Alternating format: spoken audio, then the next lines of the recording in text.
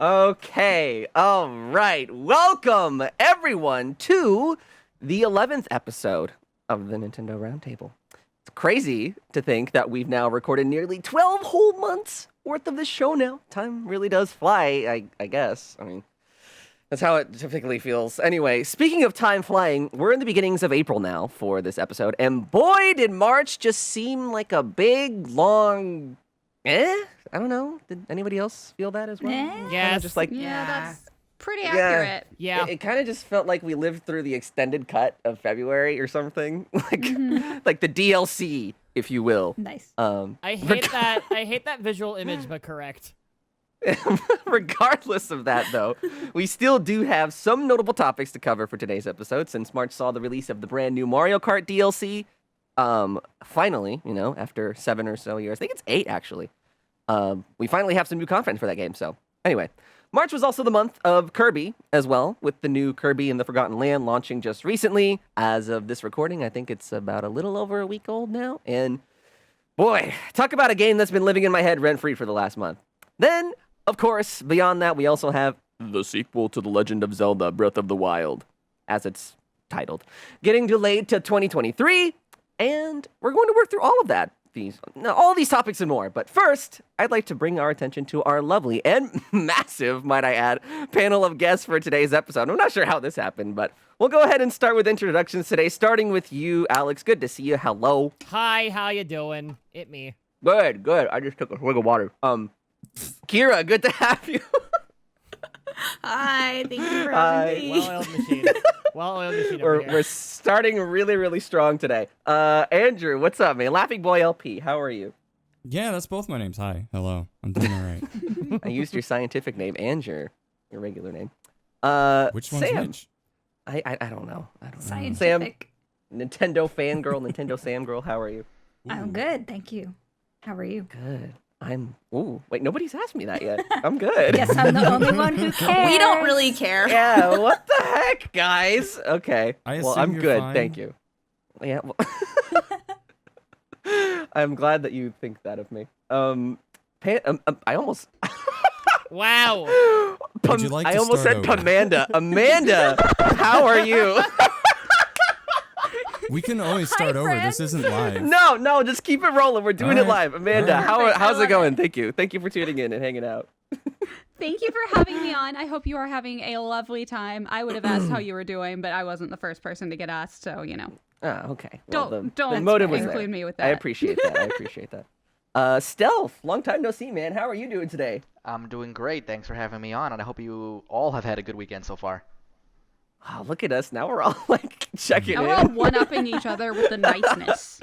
All right, Yo Schiller, finish us off. How are you, man? Good to have you on again. I'm happy to be here. How am I? Ooh, don't ask questions you aren't prepared to know the answer to. Look, I know it's that's a right. basic question. It's an everyday question, but if I don't say something as simple as good or okay or, it's fine, then I draw the attention to myself, and it's like, oh, why are you not in such a good mood? And it's like, well, I didn't really want to talk about it. I was just answering your question as honestly as I can, because if I just say I'm good, then I'm a liar, and it sounds like I'm hiding something, and I'm not trying to hide anything. I'm just not in that great of a mood, but I'm happy to be on this podcast, and thank you very much for having me here. Yes, Shiller, can I use it as a monologue? That was great. I like it. Do you need? Also- Well, I need to give you a hug next time. Thanks, I see you. man. No, I'm fine given the circumstances. Like, nothing bad has happened to me. I've just had like a streak of bad luck that I wish would go away. But I'll be okay. Never Sam. choked on a well, that's pretzel good. lately, have you? Understandable. Yeah, that's good. Well, thank you guys once again, genuinely, for joining me for this month's episode. You guys are the best. So, starting things off with everyone's favorite Target display, Kirby in the Forgotten Land is out and in the hands of many. And in short, it's amazing. So let's talk about it, right? Starting with you, Amanda. What are your overall first impressions with Kirby, and have you finished the game? What are your overall thoughts on it? Let's.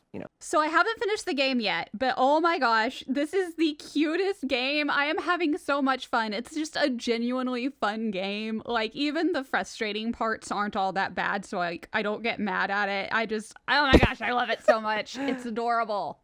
How can you get mad at it, really? Exactly. Like I tend to get mad at games and start like cussing them out sometimes. But oh my gosh, I love this, and I adore Elfilin. Like I want Elfilin to be my friend and live with me and to have as a pet. Like I want a pet Elfilin. I love him so much. Elfilin is cute, and so is Kirby. I like.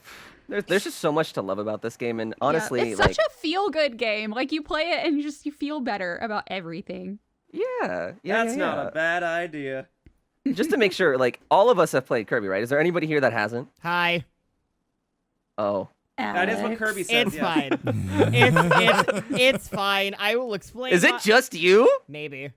Sam sounded so disappointed. Why didn't you get Kirby in the Forgotten Land? Did you forget? What land to get it at? You know. It's Target, by the way. Now I know. To be very honest, there are so many games that are out right now that I am trying to play, and if I buy so many games right now, I'm going to never play them. That's valid. And it's like Fair enough. Fair I'd like enough. to show you to my closet. Oh, Andrew, I believe we could compare our backlogs. They're bad. I have been currently playing. I just started Tiny Tina's Wonderlands this weekend. Oh my god, I need to play that. I have Horizon Forbidden West on the docket for like 3 weeks from now when I have a week in between my classes.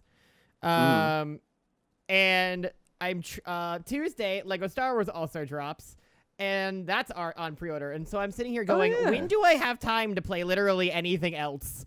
When do I have time for Kirby? And so Curb's gonna happen probably later until like May. I've seen a bunch of videos and I've heard a lot of great things about it, and I do think it's super, super cute looking. And I'm excited to finally get my hands on it and play it. Yeah. But yeah, I do not have much to say because I have not purchased it because I have too many other games. Well, if you don't mind, we're gonna go ahead and talk about Kirby right now. Understandable. Have a nice day. I will listen and then make myself be like, yeah, maybe I should move this game up in my schedule, or Yeah, well, okay. Yeah, well, maybe us talking about it will We'll sell try you and more. Now it's time to convince. Yep. I'm Kira, ready, what about I'm ready you? for the pitch deck. Oh, Kira, man. pitch it. Let's hear it. What do you think about Kirby? I love it. I'm taking the game really slow. This is the first Kirby game I've honestly bought since Kirby Air Ride. Same. Same. Oh my god, what? Yeah, The Kirby Air Ride into Kirby on Switch fam. Kirby All Air in the Ride chat. was nearly. Oh my god, wait. What a I great just niche. noticed something. Kirby Air Ride next year is 20 years old. No. Where's What the our heck? Switch port? Thank Kira! you. Where's the Switch? It's like 19 years of no Kirby. Yeah. Well, I'm not, despite the fact that I love Sonic the Hedgehog, I'm not a big platformer person. So I just never really bought a lot of the Kirby games. But Forgotten Lands is like everyone's gonna buy this game, and it seems really promising. So I picked it up, and I've been playing through the co-op mode of it actually with my husband, and so he's been playing as Kirby, and I've been playing as Bandana Waddle Dee. Aw. Awesome. Who is OP, by the way. Way more OP than I expected as a character. So it's really fun. I'm taking it really slow. I'm only on the third world, I think. The fourth one, the snow area. Because there's no point in rushing a Kirby game. You want to really enjoy it. And there's actually been a lot more content in it than I expected.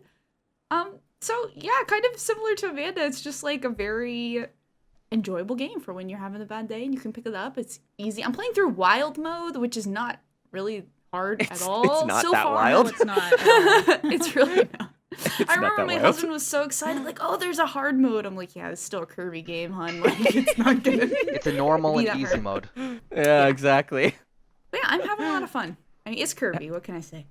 How is the co-op? I haven't actually had the chance to play it yet. Does it feel worth it to try the co-op at least, or does it feel like you're just bonkers overpowered and? Yeah, I think I think it makes it more fun because I did play the demo just alone as Kirby, and I think I'm a big fan of co-op games in general. So if you have a friend, if you guys have these things called friends, you guys can play with them. I recommend it. If you play through the game by yourself, on your second playthrough, grab a friend. It would be amazing if they did online, which I don't think is a thing, but Oh man, I was hoping that was going to be a thing, but it doesn't seem like. How are they not that putting is online possible, in games so. just in general now? right. It's 2022. Come on. Come on, here I'll do it. It can't be that hard, right? Famous last words. All right. I want to hear Sam's opinion on Kirby. It's really, really cute. So I'm working actually on 100% Let's Play of the series, of the game, which I've never done before. So we'll see how that turns out. But I, like Kira, am not a huge platforming person. Specifically, I really am not into 2D platformers.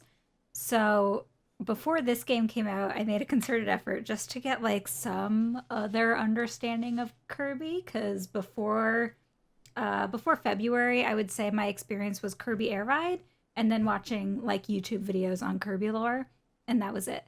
And so I played Kirby Superstar, and let me tell you, I still feel very resolute in not really liking 2D platformer games, but I do have a newfound appreciation for Kirby in general, and Kirby's artwork specifically, and how cute it is, even in like NES 8-bit times. So when it came to having like a 3D version that was kind of adjacent to Mario Odyssey, just perfect. I love it. It's easy to play, which I love, because fan of easy games over here. If I don't have to struggle to get through it, sign me up. So you actually did recording today, right? Of like one of your first episodes or something? Did I read that? I was supposed to, but I didn't. Oh, okay. But I've been Understandable. streaming it. So I mean, I've played a bunch already. I've been streaming it, and I'm starting a new file. Andrew, have you played Kirby? Yes, because I didn't, visibly make noises when you asked if we hadn't played it. Okay. Yeah. So I'm going to proceed to make noises now. Go for it. I haven't played that much though. I've kind of been in the middle of like 3 or 4 different games. Played Horizon, got bored, and then started playing Shenmue 2 instead, which is like the weirdest like going from A to B that I've ever done in my entire life. So I recently picked up Kirby Forgotten Land and started. I'm probably about a little bit into World 2. My last Kirby game was Star Allies. I think the only Kirby game I've really skipped was like Robobot, and I actually skipped Air Ride. Oh wow, that's crazy, because those are like heralded as two of the best, right? Well, it was Robobot is. Robobot. Air Ride, I'll talk about that when it's my turn. I'll just say about Air Ride that when Air Ride came out, it was reviewed very poorly. So as a kid who only had like maybe 1 or 2 games that they could get that year, I didn't go for it. Anyway, so about this Kirby game, so with Star Allies, it's probably one of the best way I can put it is that it's one of the more boring games I ever 100%ed, but for some reason I did it. And with Forgotten Lands, I can kind of see, I think it's like the best translation that a 2D game has made to 3D. But it very much reminds me of like that Crash Bandicoot feeling of how do you make a 2D game 3D? And it's just what I like about it is that it hasn't really lost what made it a Kirby game. And so all the levels are literally just like what you would expect from a Dreamland game or Star Allies or the 3DS games, Triple Deluxe and Robobot, but it hasn't really lost a lot of what made those games a Kirby game. I think the mouthful mode is fun. It's interesting. It's not as wowie-zowie as I thought that like what I really want them to bring back is Kirby 64 is like merging of 2 powers. I thought that was so cool and interesting, and they haven't done it in a long time, ever.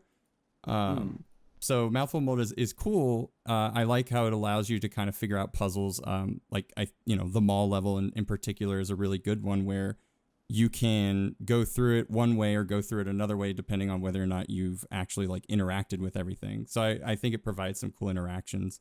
But we'll see, since I'm only about 2 worlds in, and I've heard, again, it's another game that is very easy and suitable if you just want to beat it and get to credits. But I heard it's like, it's pretty annoying or hellish if you want to actually collect everything. And I think right now, the one thing that I'm kind of bothered with is that the treasure roads, other than just getting the star that you need, like it checks the box there, the added merit of beating a time trial, I think is kind of pointless. It's nice, but it doesn't really show up unless you actually interact with the treasure road. And B, the reward that you get from it is kind of negligible because you get like an additional, $10 just for clearing it in wild mode anyway. What's an additional $50? So there are parts of it where I'm already kind of seeing like, okay, this is where I see myself getting tired with it. But overall, I think it's, again, like a really, really good translation. And I think a lot of us just, I don't know, if I'm the only one that expected that it might have been open world-ish, but I'm glad it's not. And I do like the Waddle Dee Town as well as a way to just kind of build it up as you collect things. It makes you feel good about collecting them, at least up to a point. So right now, so far so Waddle good. Dees. Oh, that's good. So you said that you enjoyed Mouthful Mode, like so far. What was your first impression whenever you saw Car Kirby for the first time? Well, I mean, I guess the fact that I saw it at a Nintendo Direct, I just kind of laughed. But actually doing it in the game is pretty satisfying. You can kind of go through the entire area without really having to worry about control problems. It kind of drifts a bit, but it's not uncontrollable. So I do actually find the execution of it enjoyable. Yeah. So that's one of the things that I was not expecting to love as much as I do about this Kirby is that the game feels so responsive. yeah. Like just walking around, combat, like everything about it just feels good. And it's not really something that you can really appreciate just from gameplay footage and stuff. You have to like actually play it, to actually get an idea of what it is that I mean. Well, and and it's I only smooth say that too. because I didn't expect that. So what was that?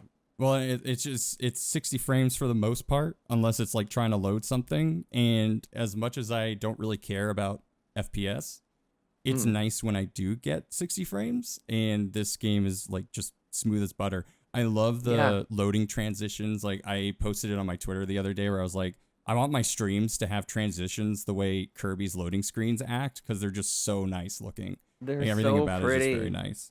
They're so pretty. Wow, this is one of the first times I think in a long time where everyone just loves the game that we're talking about. Unless Stealth has some sort of boiling hot take that we haven't heard yet. Yeah, I'm probably not gonna break this streak. To be 100% honest, this is the only thing that's pulling me away from the game is doing this podcast. I've been playing probably for the last like 5 hours. But I'm not too far just because I had a move last week, so I haven't really been able to play it until the weekend. So I'm at the end of World 2, and I'm really loving it so far. I've pretty much played every Kirby game since the NES Kirby, which I still have. And yeah, I just love how much like 3D World it is, Super Mario 3D World, which is probably one of my favorite 3D Mario games. And this is very, very similar. It's just it just makes me happy to play it and explore and 100% the game. I wasn't planning on 100%ing it, but like something about seeing undone missions and all these collectibles, I just have to get everything.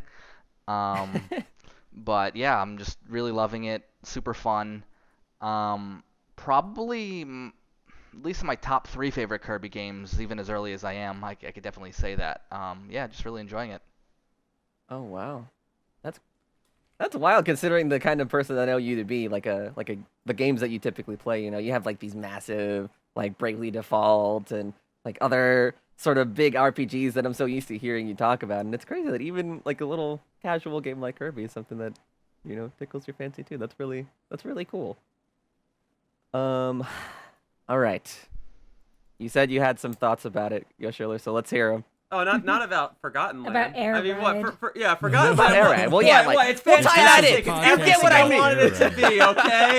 Is that what you want to hear? Because Forgotten Yes. Land might just be my favorite Kirby game, I okay? want you to hate Jeez. it. I want you to hate That it with every escalated so fiber of your quickly. being. It's like this. Kirby games are among my favorites. There was a time when Nintendo sent me an email and they were like, "Hey, just trying to gather feedback. What are your 3 favorite Nintendo franchises?" And without hesitation, I said Mario, Pokemon, Kirby. And they were like, "Oh, Kirby, huh?" And then January 2018 rolls around and they're like, "Hey, we have a demo ready for Kirby Star Allies if you want to come play it. And I'm like, yes, I do. And I got off early from work, and I drove down to downtown Los Angeles and attempted to parallel park, and I sucked at it, and I tried to pay in the little machine, and it wasn't working, and I was like, if the car gets towed, the car gets towed. I'm going to go play Kirby. And then it was fine. They're like, you could have parked downstairs. Anyway, okay, so that was just for Star Allies, which I thought was okay. But Kirby has always been important to me because as far as my YouTube channel is concerned, the first Kirby game the first game I ever recorded with commentary on my channel was Kirby Superstar Ultra. And I would later go on to redo that walkthrough. And in redoing that walkthrough, that's when I decided, all right, I'm going to start doing custom thumbnails. I'm going to start saying like part 1, part 2, part 3 in the thumbnail. I'm going to have this wacky, zany commentary from now on. I'm going to do end cards. I'm going to like really get into the YouTube game. And the thumbnail format that I have to this day originated from that redone walkthrough that I did back in 2014. So, and it's fascinating that I did it with Kirby Superstar Ultra because that also kind of marked a bit of a turning point for what I refer to as modern Kirby. Because after Sakurai left HAL and Kirby games were developed without him, they were a little shaky. They tried to find their footing. And then they did Kirby Superstar Ultra. And then basically every Kirby game that came out after that was fantastic. Triple Deluxe, fantastic. Planet Robobot, one of the best games I ever had to grace my Nintendo 3DS system. And now we've got Forgotten Land, which, like Laughing Boy said, is just this wonderful transition of Kirby into a 3D platforming space. And I love it so much. And I knew as soon as I saw it get unveiled, I was like, I gotta record this game for my channel. I'm such a big Kirby guy. This is what I always wanted out of a Kirby game. And I forgot that it had co-op until like the week before it came out. And I was like, oh, there's co-op? All right, I'm going to record it co-op.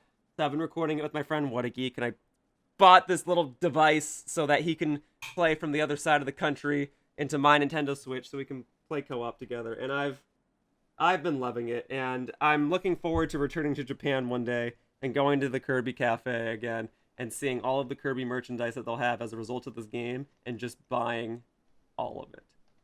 Oh, God. How does Kira control herself living that close to the Kirby Cafe? I live an hour away. Beyond just me. enough to prevent you from going all the time. I've never been. I'll take You've you next never time. been! I'll You take you should next do time. that. It was like my favorite thing that I did when I was in Japan. I loved it so much. I even bought one of those little Waddle Dee Chef plushies, and I never buy plushies. Oh, I love Kirby. I hear you have to make reservations like months and months in advance. That would track. Well, then shout out to Push Dustin because he got me my reservation. You probably did. Nice. I'll do it eventually. I'll take you. It's fun. They do have specific items right now that are from, the Forgotten Lands, like the cake and the burger. The with the Kirby cake. I saw Oh my the gosh, cake. I love the car cake. It's cute. I want to try it. I want to The thing eat that's it. cool about that place is depending on what you order for your food, you get to keep certain things. So like if you get a Wispy Woods salad, it comes with like a little Wispy Woods toy that you get to keep. And sometimes you can keep the plate because it has like a Kirby insignia on it. So when I went with friends, I was like, food's on me. And they're like, oh, well, I gotta decide. Food's on you, huh? I gotta decide what I want. I'm like, oh, you want to decide what toy you get with your meal? All right, that's fine. And it was great. And I had pancakes, and I was in herb heaven. Isn't there Sounds also amazing. a Kirby concert happening in Japan soon? When is it? There is. When is it? There is. It's like the 30th anniversary one, right? When Yeah, is I it? think When is so, it? When and is it's it? being live streamed. Oh, Oh, you're talking about that yeah. one. With That one his that little YouTube's gonna take t-shirt. down. Yeah. That Nintendo's gonna take down after like a year, right? Probably. I think hope it's even so. less than that. Yeah, Well, it's cherish March. the It's like moment. March 2022, 2023, and I'm like, why do you do? I mean, Cherish it's the just YouTube. moment. Anybody can download it. I Yeah, thought you were true. talking about like a Zelda symphony, but for Kirby, and I totally would like go multiple times to that. Multiple times. I would. I went to the Pokemon Symphony more than once. Yeah, I don't doubt you. Same. Yeah. So I'll do it. how far have you made it into the game, Yoshiller? Because I'm recording it co-op and because I'm recording it at all, the amount of time I can actually play it is a little diminished. So we are on what appears to be the last world, and I've been doing one challenge, one treasure per video. So I've done like 10 treasure challenges. So it looks Oh. like we recorded part 10 of my walkthrough just like 2 days ago, and it's looking like this might be a 15, 16 part walkthrough maybe. if I not if I so do bad. separate videos for some of the challenges and collectibles and stuff. So we're almost done, but I've been thoroughly enjoying my time with the game. That is awesome. Okay, I think that's everybody. We all just unanimously love this game. That's awesome. And it makes me so happy because Kirby's needed this for such a long time, and I'm glad that this is like his big breakout.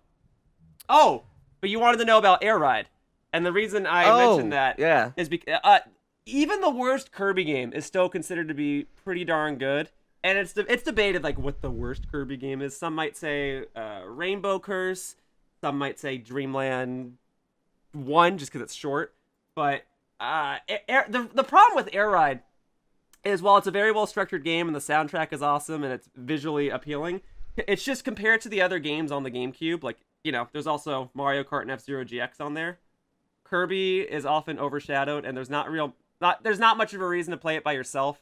It's a little too simplistic, right? Like Mario Kart, there's still like a little bit of edge you can learn. F-Zero, there's a whole bunch of technical stuff you can learn.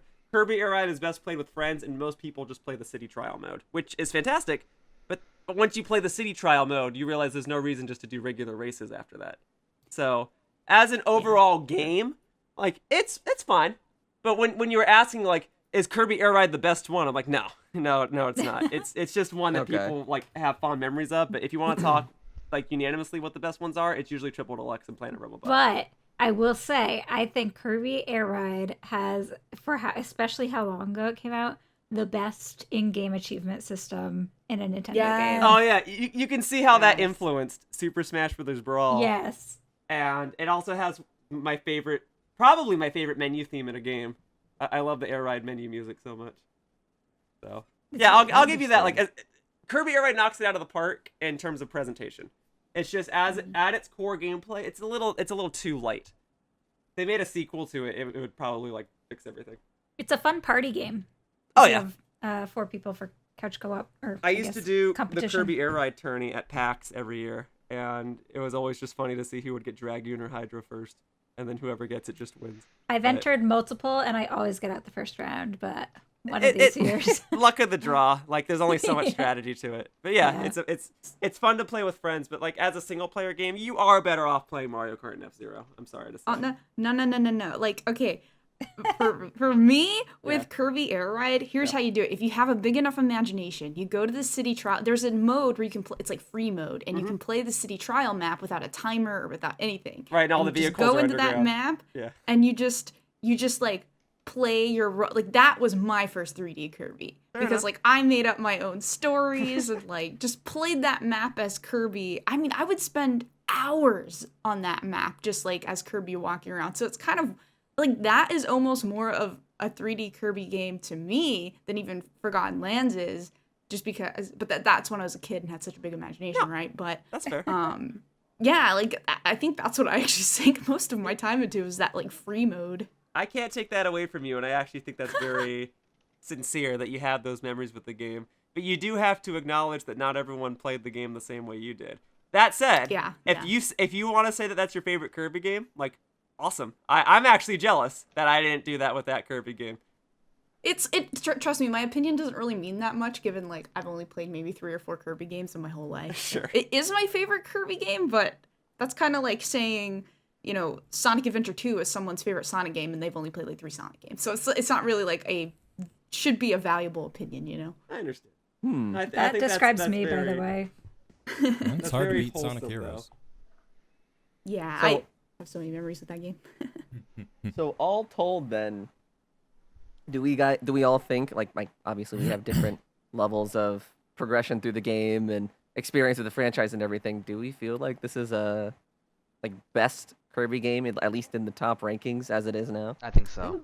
It might For me, but I haven't played very many. Yeah, I can't say I love it. being the vending machine, so in the car, so like that alone And puts the it like at ladder. the very top. I mean, the The staircase. vending machine. Staircase is cool too. Every time I'm in the car, I pretend I'm Lightning McQueen. Oh my Well, God. guess And I'm cut checking chow. out the list then. I love It's that. one of like the questions that I have about it is like, is it realistic that it could be Game of the Year potential? I mean, with Elden Ring out, there's like no, like we all know Yeah. that Elden Ring's gonna get it. But I have heard this, like, I don't know if they're memeing or if they're serious, and I don't want to be rude if they're being serious, Assume but that there they're are people serious who are like, because all Elden Ring people are ridiculously intense for no reason. Yeah, I mean, there's like Kirby's gonna win Game of the Year, and like I don't know. I mean, I would be here like, for that. surprised That'd be I don't hilarious. see it nominated. getting Game of the Year, but I see it getting nominated. Yeah. It'll Yeah, get a lot nominated, of it won't sites- win. Sorry, a lot of sites have like Family Game of the Year, Platformer of the Year, so it'll win some of those. Oh yeah, Yeah, it'll but- definitely definitely. win Family Game. If anything, Family Game, yeah. if anything not Elden Ring wins Game of the Year, Elden Ring fans are gonna probably lose their mind and get really toxic. So maybe for the best, if that just gives it Game of the Year and something, it goes to another award or something. I mean, you know, it doesn't matter unless my game wins. So otherwise, Game of the Year, you know, it's a hoax. It's a hoax.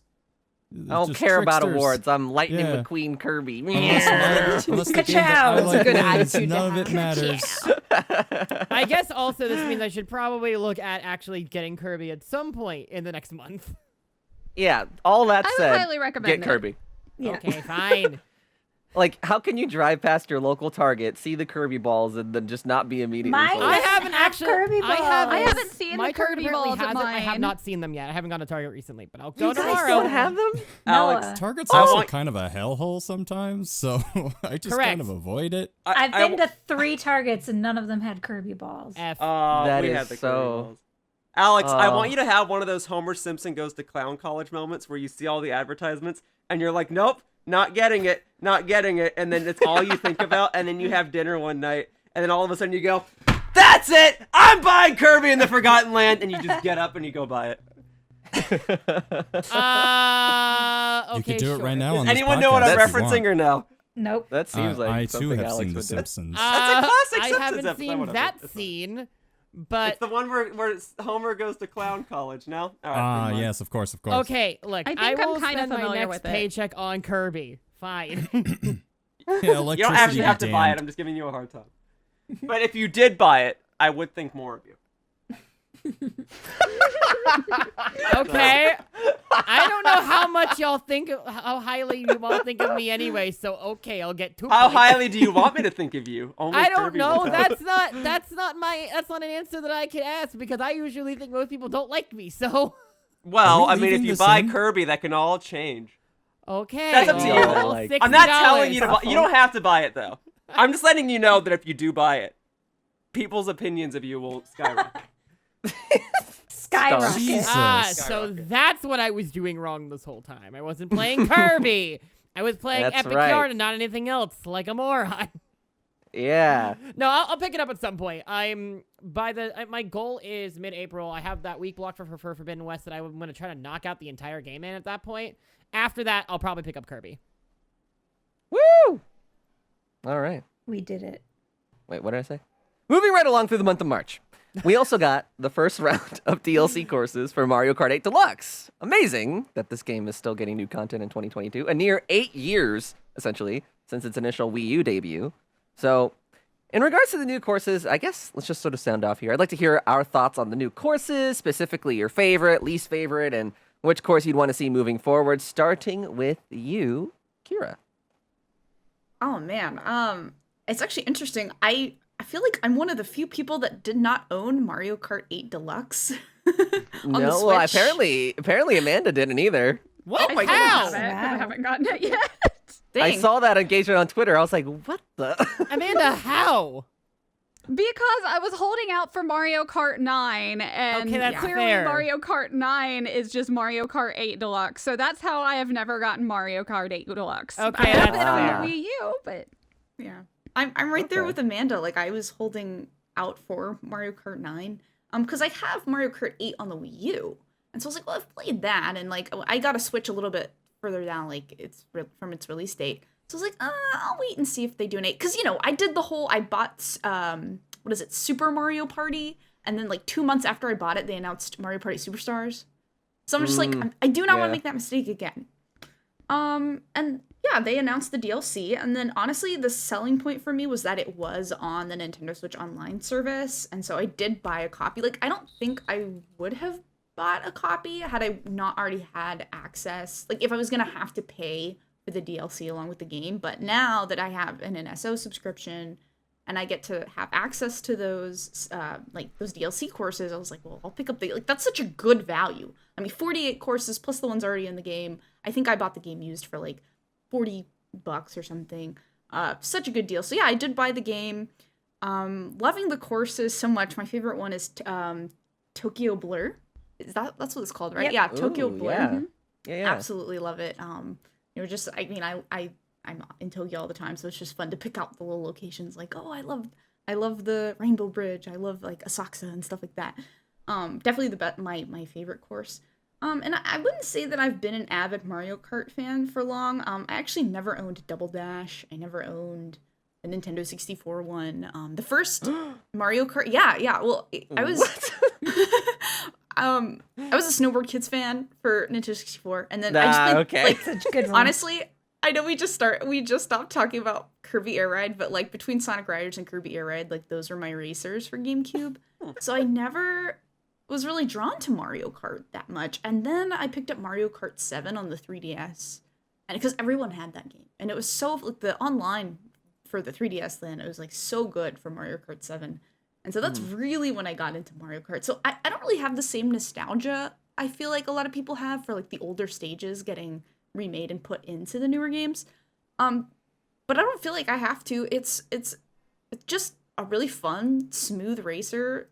I don't think anything's really broken about it. It's Mario Kart. It's clean. It's a clean game.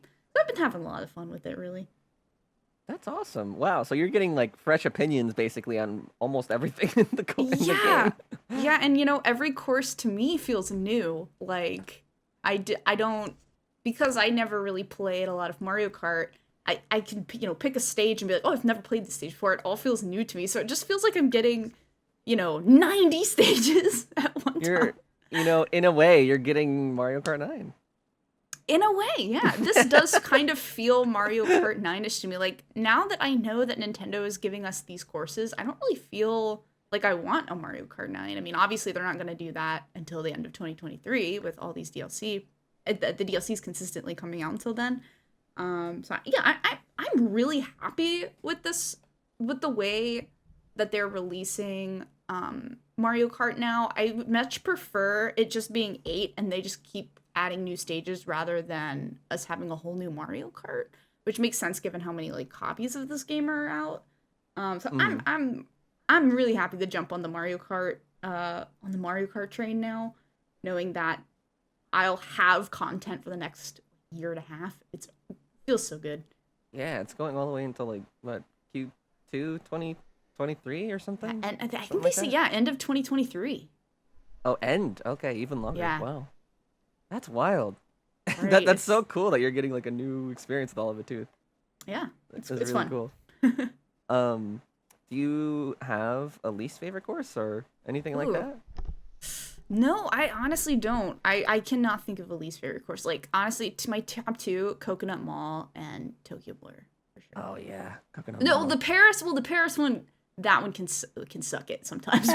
But Sorry to all of our French listeners. I'm not sorry. All right, Alex, what do you think? I know you've been playing some of the Mario Kart DLC too. Yeah, I played some with you, and you kicked my ass. Listen, what can I say? Same with you, Schiller. You also kicked my ass. I did? like, oh, yeah, I did! Thank Yeah. you for reminding me. there are videos. There are video receipts. Okay. So, full disclosure, I was one of those people that when they announced the DLC pack, I was like, why? This game is almost a decade old. Why this and not Mario Kart 9? But I understand it's like the most successful one. Sure, let's make it as long as it can. I appreciate that they put it on Switch Online expansion, so I technically got it for free, which was kind of nice. Nice. And I do like a lot of the tracks. I'm excited to see what more they're gonna put into it. I swear to God, if Waluigi Pinball is not in that DLC pack, I'm going to riot. Someone is going. And a lot of other I am people. going to throw some hands, probably into the ether, because I'm not confrontational like that. But I will be very disappointed. But I really like a lot of the detail. Coconut Mall looks great. I appreciate that they're adding stuff with Tour, even though I don't really care for Tour as a game. The tracks are pretty. I do like Tokyo Blur. Ninja Hideaway is the worst. I don't like it. And Wow, I'm shocked. I same. am too bad at that track. The track is too much of a pain for me. And maybe it's because of my lack of skill, and that's honestly probably accurate, but I'm gonna stay with that. Also, I am kind of glad that we're getting more DS track representation, and I hope we get more, because I feel like all these other games get a lot of cool tracks, and there's not a lot of DS track representations. And I'd like more than also just Waluigi Pinball, because there's a bunch of really nice tracks. I actually really like Rainbow Road from that game. It was cool. It had like corkscrews and loop-de-loops, and that was awesome. Okay. So Interesting. All right, Andrew. Hi. Hi. Hi, hello. Yes, Mario Kart 8 Deluxe Booster Course Pass, featuring 8 classic tracks, new tracks that are technically old tracks, but are new to me because I haven't played some of them. Look, I know everyone loved Coconut Mall. I don't necessarily like some of the changes that they made to Coconut Mall. There's some like very minute things, so like if you've played Mario Kart Wii a lot, you might find Coconut Mall to be kind of a weird change in some ways. Like some turns just don't feel right. But all in all, I feel like a lot of the courses were very familiar, or like pretty much similar to each other. Paris Promenade, Tokyo Blur, Toad Circuit, Shroom Ridge, I think are like 4 courses that are essentially the same with just different paint job. And I think Shroom Ridge just adds like the neat effect of cars. But I did enjoy Sky Garden and Choco Mountain. I'm not like, I wasn't the one who was sitting there going like, oh yeah, Coconut Mall, oh my god, this is amazing. But I think whereas Alex wants like a lot of that DS representation, I really like, I liked Super Circuit's gumption, I guess. Like it was a Game Boy Advance game that was trying to do, it really was like a sequel to Super Mario Kart, and it even had Super Mario Kart courses and was the first game to introduce like retro cups. So like the reason why we have these now is thanks to Super Circuit. So for some reason I thought I was muted. Anyway, so I really enjoyed the Booster Course Pass so far. I also got it for free with NSO Plus, and I've actually been doing a lot of streams with friends online, playing all these different courses. But I think I'm looking forward to seeing what's next. I think visually speaking, Tokyo Blur is probably my favorite. But I would like to see more Game Boy Advance courses, honestly, because I feel like that game didn't really get a lot of like love, especially over the years. Just personal opinion. Interesting. Yeah, I think there's definitely some really cool ones from the GBA, like that Shy Guy. It was like the pirate ship Shy Guy course. I can never remember the name, but that one could be really cool interpreted into 3D. And I think I never really thought about the comparison between SNES and Super Circuit. That's very interesting. Well, and also I'd like Koopa Beach because I really like the music from Koopa Beach. But that's just personal opinion. Ooh. Yeah, that game just looks really good with the water effects and everything. I'm a sucker for really good looking video game water. You're the guy who had the account. That was me on Miiverse. Yeah, That's how Alec got to start. Gotta start somewhere. Yeah, exactly. What about you, Sam? So I feel like I'm not the biggest Mario Kart fan, although while I was thinking that in my head, I realized that I own and have played every single Mario Kart, so I don't know why I feel that way, except that I'm just atrocious at it. Like I'm used to coming in last or near last in every game with friends, and I'm used to barely being able to mutter any wins against computers. But all that being said, I am really enjoying the DLC. I think it's a really, really good addition, and bonus points that it's included with NSO Plus. I'm happy that this is what we got instead of a new Mario Kart. Like Kira said, I think it's a really good value to gamers, to us gamers, TM, that especially those of us who have already, regardless, invested in NSO Plus, that we basically just get a bunch of added value to this game, instead of diving into something new, which realistically a Mario Kart 9 is going to be really similar to a Mario Kart 8 with more tracks anyway. So I'm excited. I'm happy that we're getting this, and I have been playing with friends, and I attempted to play by myself to get a little better and didn't go great.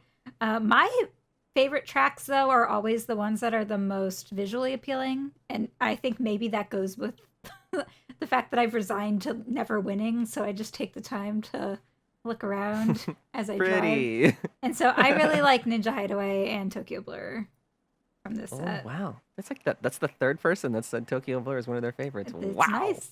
I mean, the tour tracks it's really exciting that they're including tour tracks, and I wish they would include some of the tour costumes. Give me like Daisy in her sundress, or I don't know. They have the cutest I'm waiting little for you to outfits say in it. tour. What? I'm waiting for you to say the one that's on everyone's minds. You can say it because I don't know what you're talking about. You don't want bus driver Waluigi? Oh, of course. I'd be That's the one with like the honored. lederhosen or something, right? Yeah. Dude got cleaned That'd be up. awesome.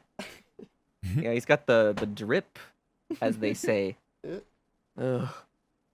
All right. Anyway, well, that's cool. Tokyo Blur, Ninja Hideaway, Picasso, loved them. Amanda. So think? I don't really have a lot to contribute since I haven't played the new one, and I really should. And hearing all of your conversations, I'm like, okay, I really need to get Mario Kart 8 Deluxe, because it sounds like really cool. And I'm like seriously sitting here looking on my phone at the different tracks right now, going, oh, this looks fun. I haven't so played that many. one or that one or that one. I know, like when I would play like previous Mario Kart, I don't remember which system had Maple Tree Way, but I always liked that one. Mario Kart That one was Wii. pretty. And which is weird because I really hate Fall, but I loved Maple Tree Way. That was always a really fun one. And then I liked any of like the dolphin. There was like a dolphin one or something like that in Mario Kart 8 on the Wii U where you like got to go underwater. I liked that one, and I liked the Electrodome because that was really cool. I was bad at the Electrodome, but I liked it.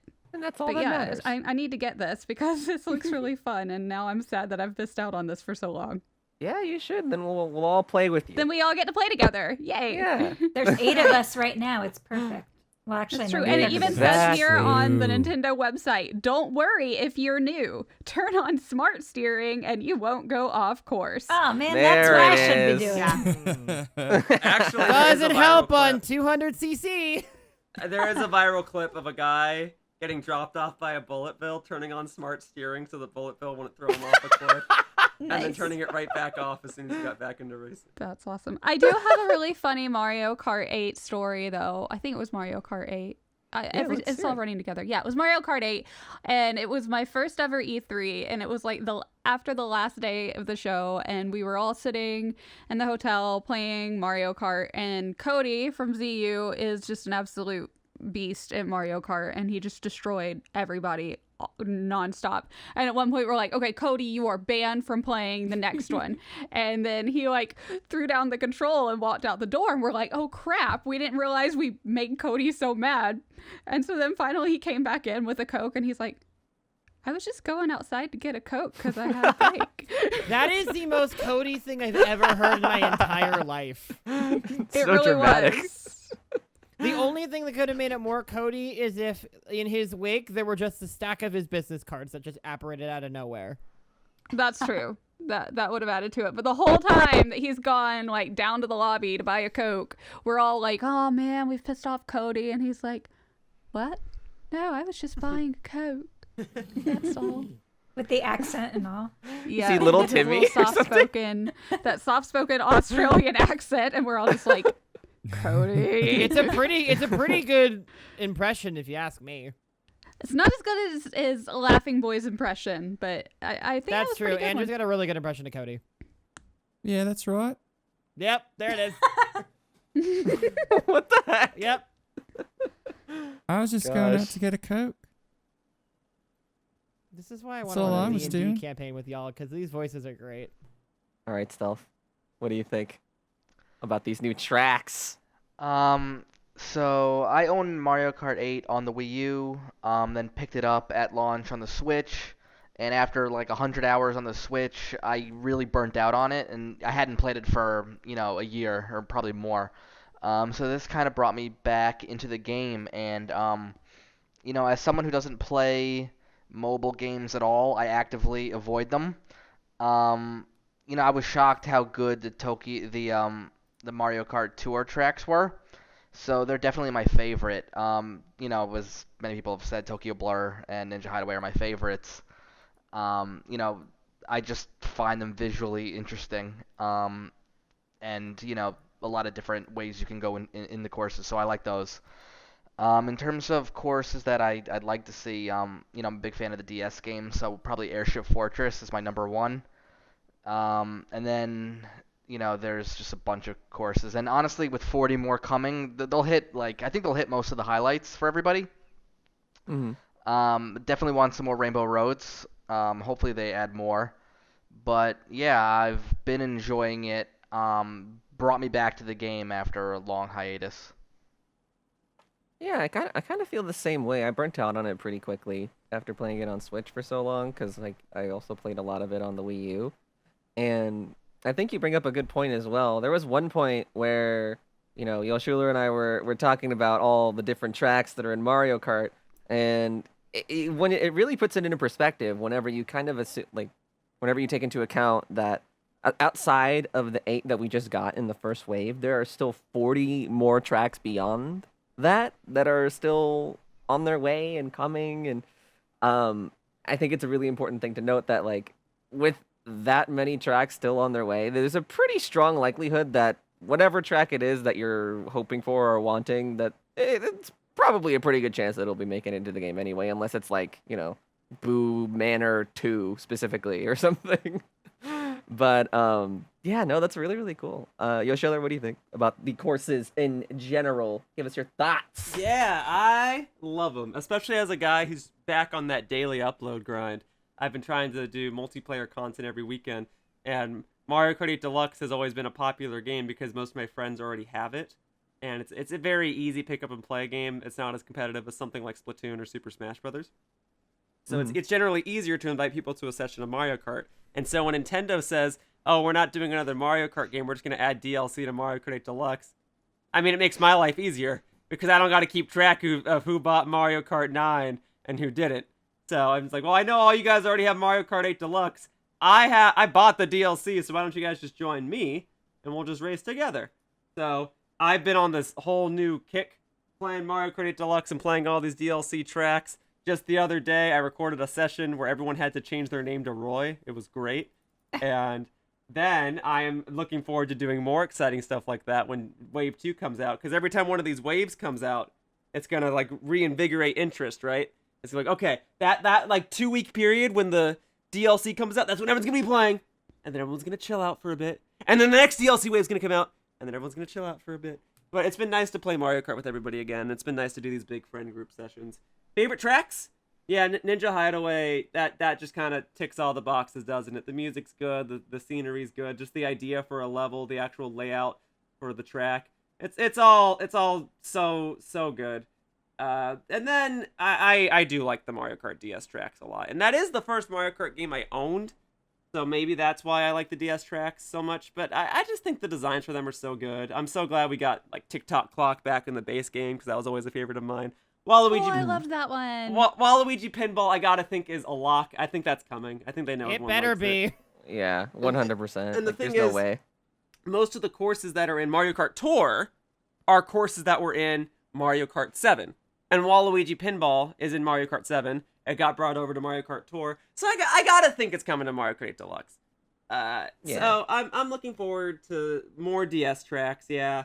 And I'm curious to see if they're going to do too many SNES tracks, because a lot of them are kind of samey looking, because that's just kind of what the technology was back in the day. So I'm curious, like we're obviously going to get at least one. And if we're going to get one, the common consensus is it's going to be SNES Mario Circuit 1, because that's the very first course. But will we get stuff beyond that? Like I'd love to see SNES, whatever the vanilla track is, or the Koopa Beaches. Like they would be different, but Are they going to be like completely flat like they were in Mario Kart Wii, or are they going to tune them up a bit like they have in Mario Kart 8? And I don't know, but I'm looking forward to playing more, and I'm very excited that Nintendo's doing this. Yes, I would have preferred a Mario Kart 9 because that would mean more characters and probably more battle courses and stuff, but given the circumstances, A-okay with this. Mm-hmm. That's true. Yeah, I mean, they've done a lot of the Mario Kart Super Mario Kart courses in the past, so I'm having positive feelings because, like, Donut Course 3 is nowhere near what it used to be. The Donut Course 3 used to be a nightmare, and now you can actually drive inside the water. So I'm hoping for, like, stuff like that where you can get some extra oomph out of it because of what you can and can't do in the new Mario Kart.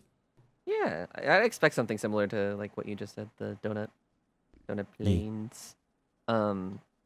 I personally really love playing through almost all of the courses in the first wave.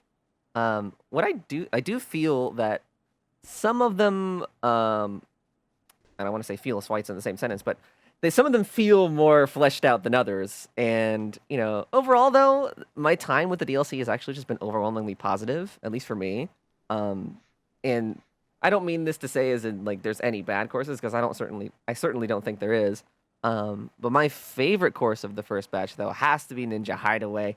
Kind of like Yoshiller said, it's so full of life. I love the cool shortcuts you can take. There's a lot of intricacies with that. The theming itself is really on point. I love that it looks like it's almost straight out of a WarioWare game. I think that part is really cool. The music also sounds very Splatoon-y. There's been a lot of comparisons to that. And the fact that this track originates from one of the most overlooked Mario Kart games ever in history, that being Mario Kart Tour, just makes it that much sweeter to me, because I think, as far as track designs go, Tour has a lot going for it, and having Ninja Hideaway and Tokyo Blur and even Paris Promenade were just really, really cool to see in this first pack. So, yeah. Anyway, love Ninja Hideaway. Now, as far as my least favorite track goes, I'd probably have to say that would go to Sky Garden. I mean, it's fine as far as the new factor goes. This one feels like it leaves a little bit more to be desired, if you ask me. But again, it's not to say that I don't like it. It's fine. But I guess that leaves Most Wanted track at this point. The interesting part about it is, I'm not sure if you guys know this, but Mario Kart has had a lot of tracks across the games over the years, so there's really just so much to pick from. But if I guess I just had to pick one, it would probably have to go to Waluigi Pinball, right? That's like the big one that everyone wants.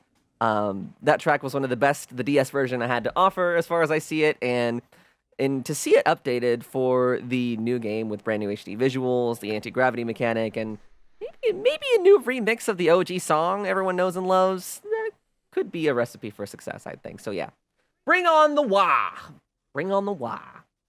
I think we're pretty much wrapped up for Mario Kart here. So next up, we've got what might be the most mysterious game Nintendo's got going for them at the moment, Zelda. Breath of the Wild 2's release date was recently pushed back to spring 2023 via what may be the most typical Nintendo fashion, just a random press release on a Wednesday morning. In all honesty, though, I can't say I'm super surprised at the fact that the game was pushed back, because I'm sure we all remember the first Breath of the Wild was delayed, I want to say at least 3 to 4 times over the course of like 3 years. Yeah, originally it was supposed to come out in 2015. And then it didn't. And then it was supposed to be like early 2016.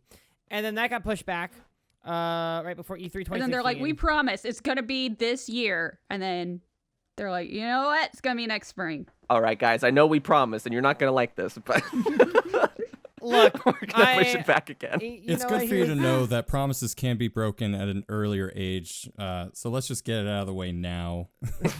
Promise. Sometimes we can just say whatever we want. Reality can be whatever we want it to be. Santa doesn't exist. Promise 2022 or 2022, did they? Yeah, they did. Was it promised or Yeah. I thought they said they were aiming. 2022. Yeah, I don't remember them saying we promise pinky swear. Yeah, I mean, No, they That's true. They never did a pinky swear. And Their the trailer E3 ended in trailer. 2022. In Yeah, the I mean, E3 trailer, it definitely said 2022.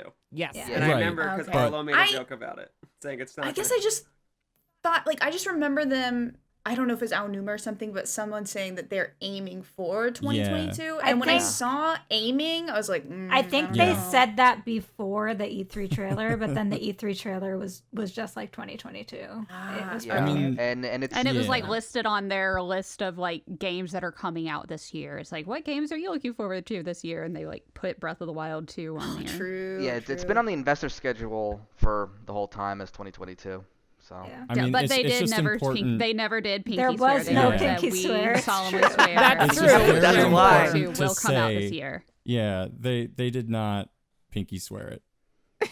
That's why it got They delayed. targeted it for December 31st, 2022. Just in Ah. case. Yeah. yeah, maybe they saw that mean- Pokemon Company just was gonna drop Gen 9, and they're like, nope, not doing that. Never mind.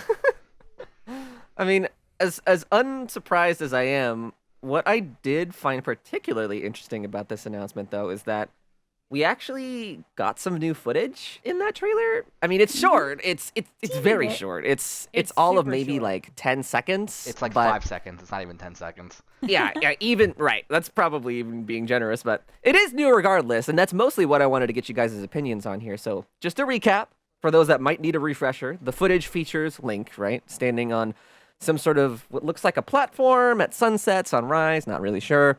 There's this big glowing yellow orb in front of him. He reaches for the Master Sword that's in the hilt behind him with his brand new claw hand, which I have questions about, and appears to use this energy orb thing to regenerate the now broken sword. And that, of course, starts glowing blue, and then the footage cuts there. So, starting with you, Amanda, what do you think of the announcement overall? What do you think of the new clips we saw from that trailer? Just hit us with it. All right, so clearly I'm disappointed that we're not getting Breath of the Wild 2 this year. Like, it's safe to say I am. Am I mad at Nintendo? No, because there's no point in getting mad, and I've got Pokemon to tide me over coming out at the end of the year, so that'll be okay. And plus, if it's spring of 2023, that's not that much of a delay. I mean, if it ends up coming out in March, it's like, what, got delayed by 3 months. I can live with that. As far as the new things that we saw, the hand is interesting. I know some people are saying it's Ganon's hand or Ganondorf, whatever you want to call him. I don't really care what you call him. Some people are saying it's Ganon's hand. Ganondorf. I don't think it's his hand. I think it just Link's hand got covered in malice, and that's why it looks like that. Is it just like kind of got soaked up? I keep thinking of just Miroku from Inuyasha for some reason. Like, that's kind of what it makes me think of every time I see it. And you know, I don't think he's gonna have like a wind tunnel going on, but he's got like some kind of special glowy powers still. And like, there was that little symbol on his hand that wasn't a Triforce, it was something else, and I don't know what it was.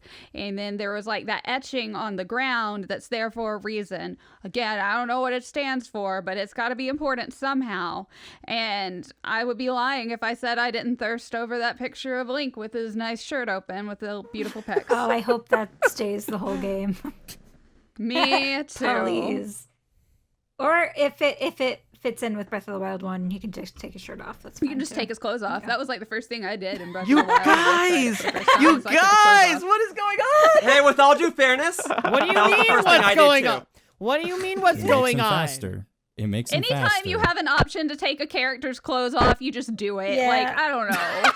Or it's one of those things I do. That's how I started It's the like, game. hey, look at me, I'm taking their clothes off. I wanted to see the opening cutscene with Link in his underwear, and that's exactly what I did. And then the old man flew over, and he was like, "Hey, man," and he didn't judge me. He was like, "Yeah." He's like, Those hey some man, good pecs. it's apocalypse. When I was You playing do it at the you. Nintendo booth, I put pants on them because I didn't want them to judge me. I didn't. My man King Realm was like, Seriously, "Man, give you him did pants. I not put didn't on give him weight a at shirt, all but I while you gave were him pants. asleep." I was like, I don't want him to judge me over here for not putting clothes on Link, so I'm gonna at least give him pants. I mean, if My anything, My man he King would have Realm been was like jealous. emaciated. He wouldn't have gained weight in the revitalizing pods. So all I'm getting from this is that when this game launches, we just leave Amanda alone for a little while. Let her play Don't- her game. At least knock first. At least knock. Oh my god. Okay. So yeah, that's interesting that you guys are saying like Inuyasha and stuff, because I don't know about you, but ever since the original Breath of the Wild, and especially with this new footage, I'm getting real like Princess Mononoke vibes from this I can whole see that environment also. story because like that hand, right? Like the whole malice thing, like that's I don't know if that's what that is, but that's probably malice, right? Because it looks exactly that's like what the it looks claw like hand. in the trailer. Is it looked like it was kind of like eating his hand. Yeah, it looks like the claw hand that you see from the first trailer, where like Yeah. Ganon's like dehydrated and like in the cave or whatever. Beef So jerky. it looks pretty similar to that. I don't know what sort of story impact that has. It's also worth mentioning that even after this announcement, we still don't know the title of this game. So that's why I'm calling this the we most can't tell the mysterious thing. title because that'll give away too much. God, It's not Breath of the Wild hiding. 2, it's Ganon's hand. what are you hiding, Onuma? Gosh. Jeez. Kira, what did you think of this new footage? Oh man. Well, I Breath of the Wild was the first Zelda game I ever beat, and I can't believe that I'm saying like now that like, oh man, I'm looking forward to the second one so much as someone who didn't really grow up as a Zelda fan. So it's definitely going to be a day one pickup for me, but at the same time, I'm super relieved, especially knowing that Pokemon is coming out in November. We're guessing November, because I just can't. I don't think I can take Zelda and Pokemon at the same time, and like we haven't even gotten like the summer Nintendo Direct yet, and last year we had no idea something as big as like Metroid Dread was going to be coming out. So we don't really know what else Nintendo has up their sleeve come the summer Nintendo Direct. So at this point, with all the games that are coming out, I'm more relieved than anything that Breath of the Wild got pushed back. It would be cool to see it have a March release date, much like the first one had. Ooh, yeah, that's a good point. Yeah, so I mean, they can take all the time they want on this. I'm not, upset or mad or anything. I don't think almost anyone is. I think it's after things like Cyberpunk 2077 is like good delays. We're all about that. That's fine. And I like that Nintendo is really against the whole crunch thing for the most part, from my understanding. So yeah, I mean, I'm okay with waiting. I got plenty of stuff to play. I'm not worried at all. Interesting. Yeah, that is really funny because I remember seeing the announcement go live and I was like, oh boy, I wonder what the comments are. And then, foolish me went to go look at the replies and they were actually all really overwhelmingly positive. Yeah, People Zelda being like, fans. yeah, take your time, dude. Like, you do you, Yeah. king. Zelda fans are great. Like, I'm, in my opinion, as far as Nintendo fandoms go, Zelda fans, they're pretty understanding. Yeah, so it was really interesting seeing that kind of reception. And, part of me, kind of like the situation with Metroid Prime 4, although not quite to the same degree, makes me wonder, like, what it is about this game that's going to make it take just a little bit longer. Because obviously there was a little bit of a commitment to making it a 2022 release, but I wonder what it is that changed in the background that prompted this decision. Or maybe they were a little overambitious to begin with. I'm not sure. But I do feel like this game, just from the small, and I say very small amount of footage that we've gotten, seems to be at least bigger in scope than the original Breath of the Wild was, which excites me more than anything. I'm not really sure what to make out of the whole Malice hand broken Master Sword. Also, the sword was glowing blue, which a lot of people are suspecting that might be a signifier for Fi making a return in this game in No, some it's way Lord or of the shape or Rings, form. actually. Yeah. Oh, no, sorry. Come my on, bad. man. I don't really feel one way or the other about Fi making a return in this game, but that seems to be like a thing that people were theorizing about. There's a lot of stuff that you can extrapolate just from that small, like 5-10 second clip. So, I mean, it makes a lot of sense to me because it's not common to get a Zelda sequel that utilizes the same Link as the main character. And so what do you do with the Master Sword? Basically Link is getting Break it Metroid again. primed, essentially. So Yeah. I'm assuming something happens at the beginning, breaks the thing that was going to be used to defeat the final boss, and now you have to... I mean, you gotta take away his Fix it again. hearts, too. Oh, I mean, you just rip them all out. That's easy. right. He's just made of meat and bone. You can take those hearts right out. I want to know so much, and I know it's like a really dumb thing, but like, I just want to know more. I'm hurting for information here, man. You can't keep teasing me. Gosh. What about you, Stel? Do you have any grand impressions about the new Zelda?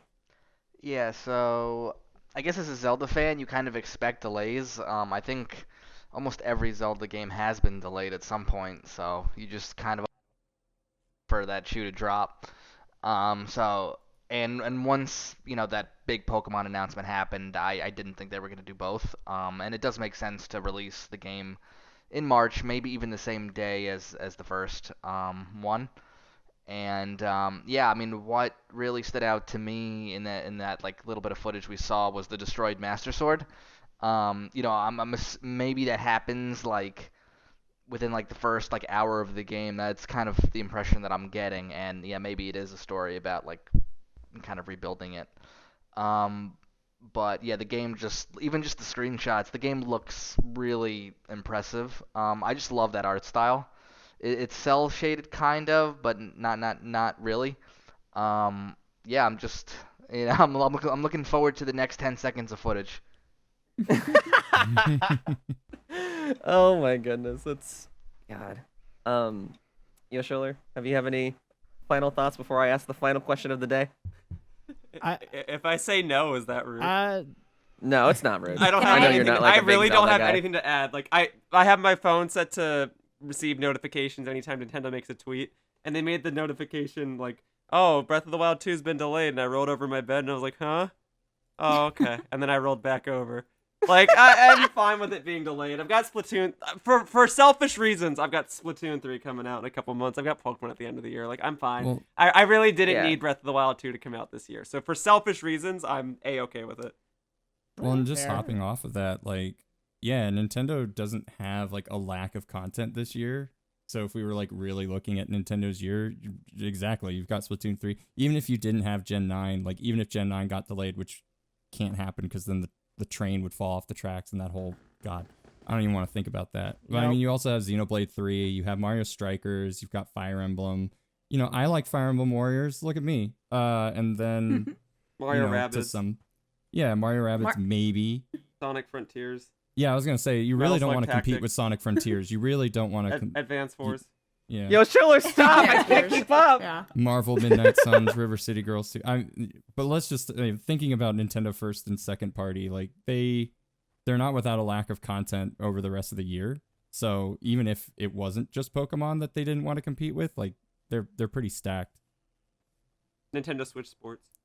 Yeah, Hell yes. Swear to God. obviously you don't want The best you don't want one. to step on their toes. Nintendo Gosh. Switch Sports will come after you. Can I jump in with one other comment about the footage that we saw? Absolutely. Let's hear it. I was the obnoxious one for the past year that was like, no, it's not. There's no way they're going to delay it, because I was the one going to bat saying that I thought they were aiming for a 2021 release. And so 2022 was the original delay unofficially. And I really, like, on one hand, I'm not surprised, but on the other hand, I really thought, because this is a sequel from a really robust game in the first place, I really thought that it wasn't going to have a super long development cycle. And that's why I thought 2022 was super realistic. But even the 5 seconds of footage that we got extra, I think is pushing towards the direction of, no, they're really not reusing all of their assets. They're not just taking what they have and building version 2 of it.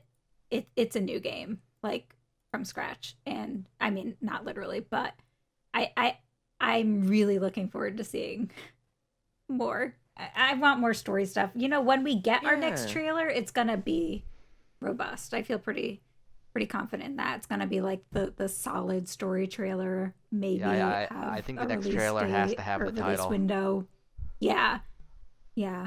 At this point, the question is, are they going to give that to us for the summer direct, or are they going to wait until closer to the end of the year?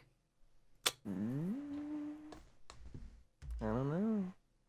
Alex, Uh, what do you think? uh, Zelda, talk all about it. First of all, I'm gonna just repeat what Amanda was saying. Link is hot as hell. 10 out of 10 would smash. Okay. Number two. Smash. 100%. Like my first thought was I'd smash. Correct. I won the Breath of the Wild's 2's updates have been like the one source of anxiety through any Nintendo like update thing, and I swear when Tuesday woke up and just got a bunch of texts of Breath of the Wild 2 news, and I'm like, oh god, what? I am okay. It's a source of dread because I'm excited for it, and then it's the oh god, I gotta do so many content plans for Z with this, or at least get the ball rolling on them. But I am totally okay with 2023. Honestly, it does look like it's gonna become a longer game, and it looks like. I guess I think what they probably did was they were going to try to use a lot from Breath of the Wild 1 and then got a little too in over their heads of, oh, this is becoming more than what we thought it was going to be. All right, well, we're going to take more time to do it. But yeah, there's so much happening this year in general with their stuff, so I'm not too worried about that for them. I think if we are going to follow the same timeline as Breath of the Wild 2, they will or as Breath of the Wild 2 will get a date or get at least a title reveal at E3. We'll get stuff a little bit down the pipe into the But fall. Alex, we're not having E3. All right, Summer Game Fest. Yeah, Jeff Keighley's summer pool party while his parents are away. Yeah, he's somewhere in an would office just actually rubbing be his really hands cool. together. That sounds like so much fun. I Please mean, don't drink the Dr. Pepper. That's my mom's. Yeah. please So- don't run to the pool. But yeah, like somewhere in the summer, Nintendo's Uh-huh. June Direct, getting into their final September Direct, we might get some more things, and I wouldn't be too surprised if at some point during the holidays we get a Shadow Drop trailer revealing the release date. Ooh, during the holidays. Okay. Because if I'm going off of the release date for Breath of the Wild 1, which happened in early January 2017, it kind of starts tracking. If they're going through the exact same marketing kind of thing as Breath of the Wild 1 did. Granted, that wasn't necessary for things like Metroid Dread, which it was announced in June, came out in October. That's 4 months of social media marketing and stuff like that before going into launch. Breath of the Wild could get maybe an extra 2 months or so for like extra marketing prowess if they wanted to. I don't entirely know if that's something they really feel like they need to do. I don't really know. You know what? I'm jealous of Nintendo. Because if I had this multi-million-dollar franchise like they do, and I had the ability to drip feed any amount of news I ever wanted for it, I would do it exactly like they're doing. All I have to do is release 5 seconds of Link staring at his arm, and then there will be trailers and speculation videos galore all across social media, and the game advertises itself. I wish I had that power. Honestly, job. that's the other thing too. How many 20-minute think pieces came out over the last week and a half as going over and repeating this exact 10-second sequence? Like They did the We're one of same them. thing. when they Yeah, announced how many Amiibo podcasts are compatibility. discussing we're this part very of the topic? problem. We're part of the problem. God, they did the Here. same thing when they announced that Wolf Link's amiibo compatibility would work with the original Breath of the Wild, and they had that 5-second clip of Link standing on a hill with his horse, and it just kind of did a panning shot, and then people did speculation videos of that, and it's like, man, what I would give to be able to advertise my game in 5-second chunks. I wish. It's Nintendo has a bunch of power in the situation, and looking at it from their social media marketing perspective and seeing what they did with Dread, I could see something very similar playing out. But honestly, I don't have really any other major theories about it because I'm only going off of what they've done before in terms of their marketing trends. Right. But then also, this is the same company that gave Hyrule Warriors Age of Calamity a 2-month heads up. So Yeah. eh. I like the way your marketing brain works, Alex. God Well, I guess God it- help me with my freaking masters in digital media management. It's getting me freaking somewhere. I'm gonna use it to speculate about a Zelda game. Got it it's getting currently in use at the moment in my studies. Exactly. I'm thankful to have your expertise on the panel. It's not a lot, but it's something. So before we round out today's discussion, I want a quick we're gonna go down the line here. I've talked about this before. We've talked about this plenty of times in the podcast before. I swear to God, this will be the last time because it's coming up soon. I want to hear, starting with Alex, the 0 to 100% scale. How likely do you think it is we will get a trailer during summer? Like a big story campaign trailer like we did with the original Breath of the Wild back in 2017. Everyone remembers it. It was great. It was awesome. It was bombastic and everything. How likely do you think it is that we'll get something to that degree or something, like sort of like that come June, E3 season, as it were? That's a good question. I'm going to go ahead and say there is a 25 to 35% chance of a trailer. Ooh. I do not think it's entirely likely, but I'm going to go ahead and I think it's if it's there, it'll either open or close. It'll more likely close the show because it will overshadow literally anything else that comes before it if it opens. So it'll probably close, but I think it's about a 25-35% chance. I don't entirely think it's likely. Okay. Kira, what do you think? I think it's a lot more likely than that. I'd honestly say maybe like 90% chance that it happens. Let's go! Because I mean, it's just about that time. Like we're getting all these little like pieces, like 5-second clips here and there, and I think it's just time to, especially by the summer, it's time to start talking more about what has been added to the gameplay, what the story's going to be like. So I could see in the summer if they drop a trailer, it could be a mix of cinematic story and a little bit of gameplay, and then it'll go dark a little bit for a little bit until maybe around November or December, and then we'll get a way more in-depth trailer, maybe even like a Treehouse style kind of thing for gameplay. Because eventually people are going to start having to talk about it more. Right now, there's not that much to talk about when it comes to Breath of the Wild 2, given how little we do know about it. And so the conversation has to pick up at some point, and I really think summer could be it. I like it. Andrew, what do you think? 0 to 100%. I think Nintendo's just going to tweet their entire E3 catalog, and we're just going to get like a tweet a day. And oh, yeah, there's no way. A tweet a day. Instead of us getting like a new tweet for Breath of the Wild 2, they're just going to retweet the old one and just say like, well, we'll probably push it back a couple more months. Honestly speaking, like, I don't really know. I think with the demise of E3 in general, I really don't know I don't think they're coming back in 2023, but prove me wrong, I guess. But with that, like, the summer games thing has kind of an identity crisis. Nintendo doesn't necessarily have to do a summer presentation anymore. They really only need to do what they need to do in order to make their investors happy. So if their investors say you need to create a trailer for Breath of the Wild 2, then they'll do it. But I mean, I think for us, like, we're kind of sitting here going like, oh, they have to do this because this is how they normally work and this is how they're supposed to. But a lot of things have changed over the last 3 years. So I don't want to sit here and be like, oh, yeah, Nintendo's absolutely going to give us a Breath of the Wild trailer in the summer. I wouldn't be surprised if we got something between, like, maybe in the fall and winter as we get closer to a potential release date. But I also don't really, because, like, I normally expect Nintendo to release a big direct around April to kind of see, like, now that the past fiscal year is over, here's what we're going to do for this fiscal year.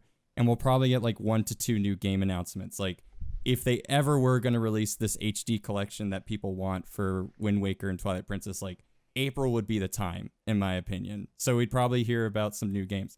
Now, as how that works for the summer, I think the main reason to me why this got delayed again isn't just because of the game itself and development time.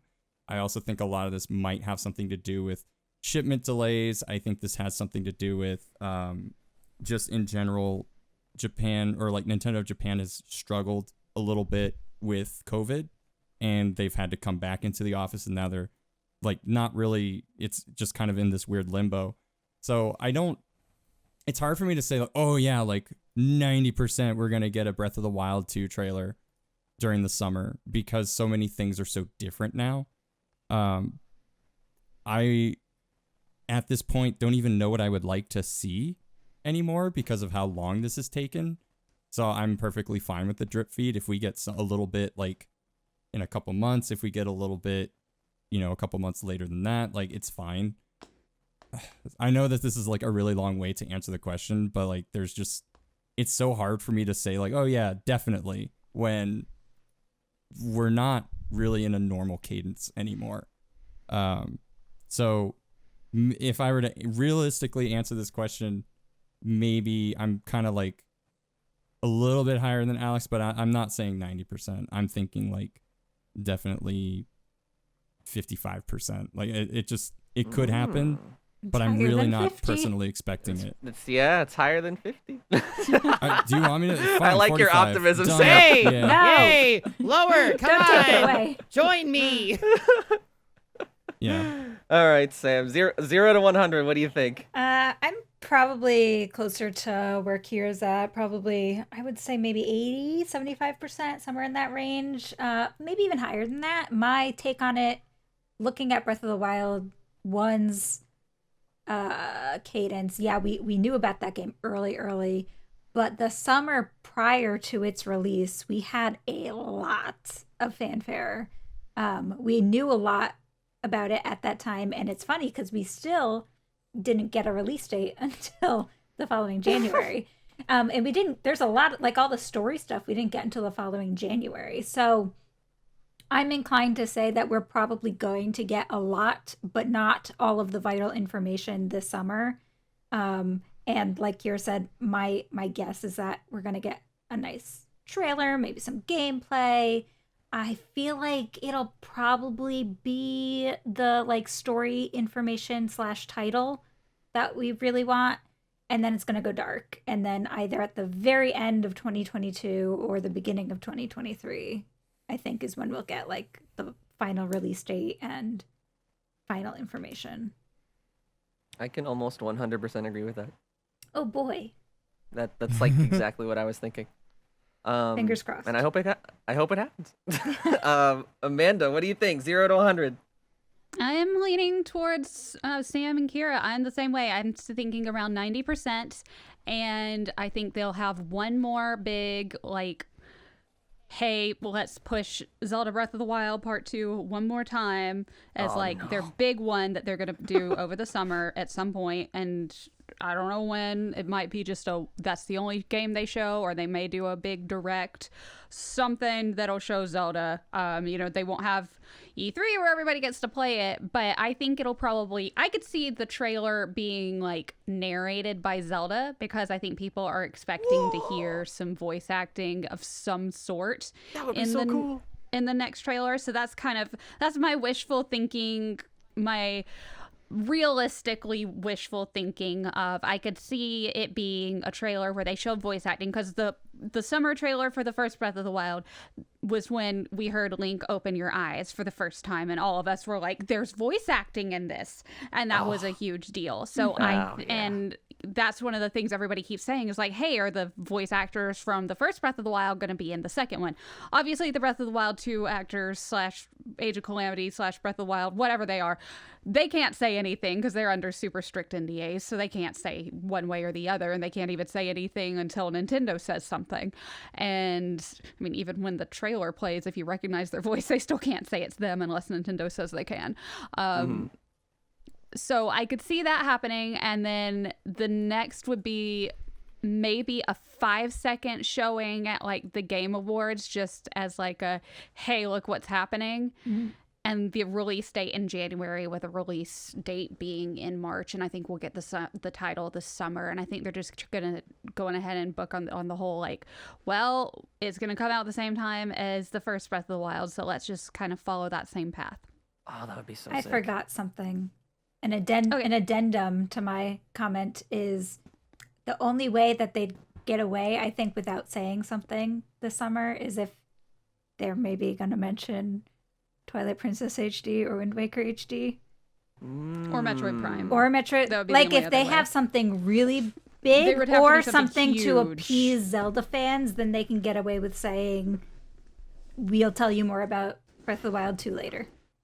But if they don't, then I think that's what they're going to lean on. Yeah, and I guess I'd it be also willing to take depends that on hit. like why we got Skyward Sword HD, other than like, you know, why not? Because I know a lot of fan speculation was like, oh, maybe Skyward Sword has some connection to Breath of the Wild 2 and The sky. playing Sky. It's there. Wow, there's 9. Wow. Huge if true. I've never seen that before. Yeah. I don't know. It also depends on like why. Because I guess would I like to see Wind Waker HD, Twilight Princess HD on the Switch just so I can actually like forget that the Wii U ever existed? Sure, but I don't need it. I need it. Yeah. I think the other important thing too is that there's also a bunch of other games that I feel like Nintendo may want to work on focusing more marketing stuff this year, because it's been 5 years and we still have heard nothing really about Prime 4 aside from the fact that they had to restart development in 2019. So I would love to hear something about that, but I also am wondering, just because we got an update in just now, I feel like we're not going to really hear much outside of it, because they've already said, hey, we're still working on this. This is stuff. So I think we're more likely to get a different Zelda-like thing than getting Breath of the Wild 2, but I also would rather just have other games like Metroid Prime take that slot. All right. What about you, Stealth? 0 to 100%. What are you feeling? All right, I'm gonna take the plunge. There's 100% chance we're gonna see the game this summer. 100. Yeah! 100%. Wow. Just what I like to hear. Madman. Yeah, just because the game was delayed doesn't mean, you know, they won't show it. And, you know, the game is a year away. They'll have to start marketing on it really now. So I do think we'll get a trailer. I mean, assuming that Nintendo does have a direct this summer. I do think that they'll put something out. Nice. Yeah, I the like marketing, that. The marketing is a really good point, and like that's exactly how I feel too. Is that if you're not gonna get, like, we've got to get the name out there, and you've got to get the marketing materials out there, and I think that has to happen before a fall Nintendo Direct. And plus, you know, they 100%. want to get it out on their terms before Yeah. they can get it. Yeah, and honestly, Not on their terms. what they showed might have been part of a larger trailer that they're working on or are gonna show pretty soon. True. I hope so. The thing about Nintendo and their marketing things is that, yeah, they could start marketing this now, which is totally fine. But considering the conversation of they put 5 seconds about up of a clip and everyone's talking about it nonstop, I think, and I'm wondering, and like Yashila mentioned earlier about the amount of power that they kind of have with their fans.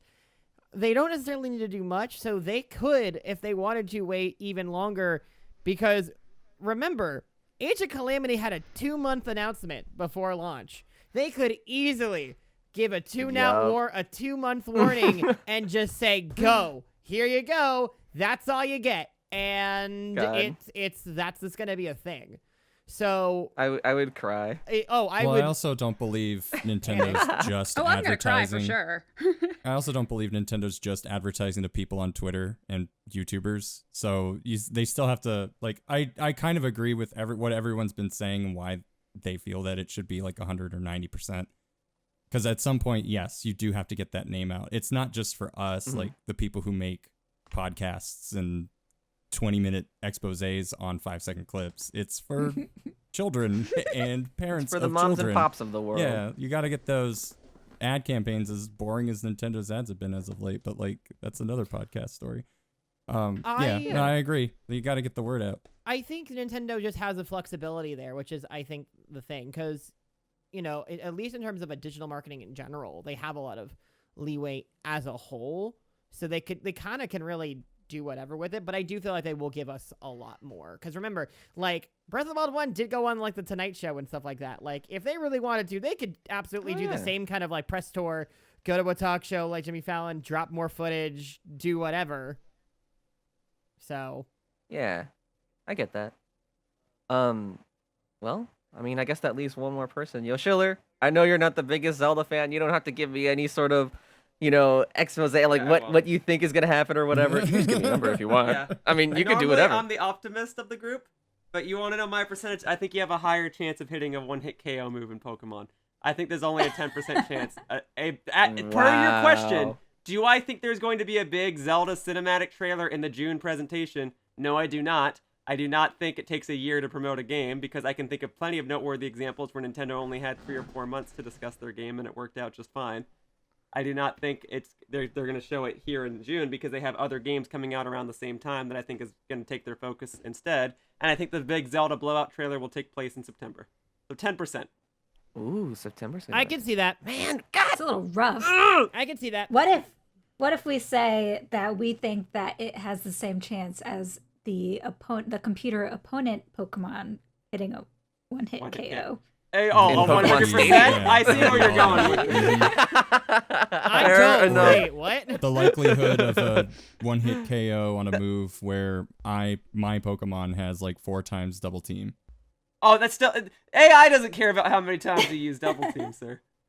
AI decides, I feel like hitting, and then it hits, and then it gets 100% with one-hit KO moves. Which is a perfect analogy for Nintendo. They decide when they get to tell you when Breath of the Wild 2 comes out. So Exactly. we could use And it double won't be team all we injurious. want, and they're gonna pick. Yeah. My All wallet is right, using well- double team. This is a weird analogy, but I like it's Pokemon. fine. It works. You know, all of that said, I think everyone's opinion is valid. Just I hope that Alex and Yoshiller are wrong. That's all I'm saying. I hope I'm wrong. I will be happier. if the Listen, cars are correct. I will think more of the situation if you're both wrong. I am just being honest, and if I am wrong, then I will be both happy and maybe a little bit panicked. But either way, it'll be good. Yeah, it'll be good things. Alex has also been let down and disappointed all of last year anytime there's a direct announcement, so. Actually, yeah, sure. I have been probably the most relaxed as a result of that, because anytime I hear it's not Breath of the Wild, oh thank God, I get more time to not have anxiety over it. Yeah, but before those times, though. Okay, that's also fair. And I think that's going to do it for today's discussion. So, one last thing I'd like to bring up, though, before we go. We'll be going to PAX East. Gotta be more excited. From the day that we are recording this, April 3rd, that means that my plane leaves for Boston departs in about 17 days, aka a little over 2 weeks. So, for those that might not know that are listening now, PAX East is, as far as I understand, a gaming convention that's typically held every year in the Boston area and features a slew of awesome developers, games to check out, and tournaments to compete in. Sadly, Nintendo won't be making their way out this year, which is a shame. But this will be my first time at a convention like this that isn't E3, and I'm really excited. So I'm going to be in Boston for the first time. I'll be vlogging some of my adventures while I'm there, and I'll even get to meet some of you here that are all in this very cast right now for the first time too, which Yay. will be really, really exciting. Who's all going? It's going to be like you, Sam, and then Yeah, I think I'll be there. Amanda. I'm going. Cool. And I think there's a couple other people that here that in the server that aren't sadly a part of this panel today, but we'll be seeing them there too. So it'll be really, really fun. And who knows, maybe we'll get to record an exclusive in-person podcast too. We'll see. Anyways. Live Yeah, at exactly. That's Kirby. the way I Exclusive said to that. us. Exclusive. Yeah. No, that's just having dinner, really. Yeah. Well, I mean, God, that's going to be so fun. Just got me thinking about food. Anyways, thank you so much for joining me today for this month's episode, you guys. I appreciate it. I'm going to do my best to make sure that this podcast is run on a monthly basis and gets regularly updated over on Spotify and Apple Podcasts. That way you can listen to these discussions in whichever way you prefer. Anyway, we're pretty much at the end here, but before I go, I wanted to take a second, go around the table one last time, and give each of you 5 seconds to tell us about yourself and where our listeners can find you on the internet, starting with you, Alex. You can find me at Luca_Starks on at most places, on the Twitter, on the Twitch, on the TikToks sometimes. And on Zelda Universe. That's it. All right, Kira, let's rapid fire. Let's go. Hi, I'm Kira. You can find me on Twitter at Kira Hedgehog and on YouTube at Ginger Gaiden, where I do vlogs on anime and Japan. Nice. Andrew. Oh, dang. Hi, I'm Laughing Boy LP. You can pretty much find me at Laughing Boy LP on anywhere. Just not TikTok, because I'm an old boomer. You can find me on Twitch.tv, Laughing Boy LP. I do multiplayer streams. I do solo player streams. I have people on the couch with me who play video games, and then sometimes I'm alone and I cry. You can also find me on YouTube at Laughing Boy LP. The same name. and I do podcasts like this one. Hey. It's called Dialogue Box. It's good. And then I interview content creators. It's also good. It's called Let's Talk. Yeah. I need to get back onto that. Fun time. They're really good. You should watch them. Mm-hmm. Or listen to them. Or both. Oh yeah, I'm also on Spotify. Yeah, that's a good place. Oh, Spotify? Yeah, you reminded me of that. Spotify? Spotify? Yo. Spotify? Just search for Dialogue Box. I will. Sam, where can we find you? Hi, I'm Nintendo Fangirl, but you can call me Sam. I am on everything Twitter, Twitch, YouTube, TikTok, etc. as Nintendo Fangirl. Don't always have that username, but if you search for Nintendo Fangirl, I promise I'll probably come up. Look for a redhead. Not real red hair, by the way. I am a Nintendo content creator and brand ambassador and really looking forward to PAX East.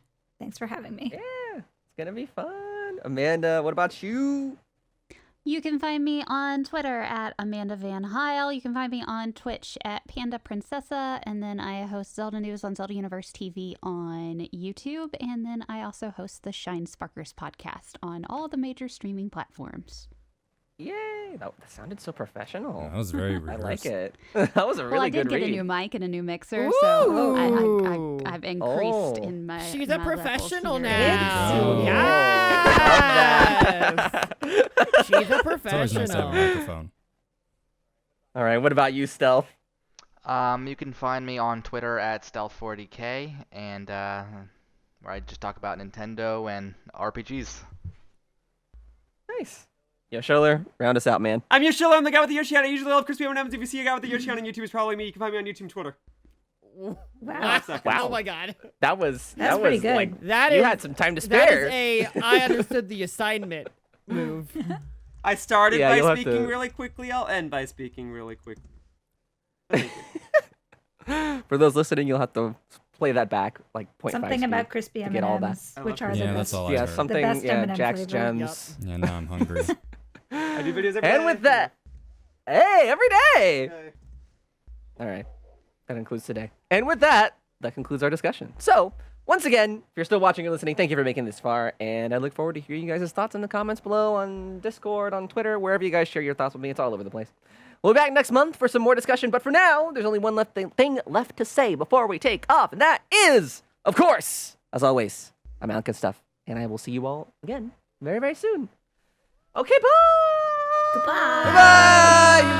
Goodbye! Goodbye! Goodbye. I just screamed.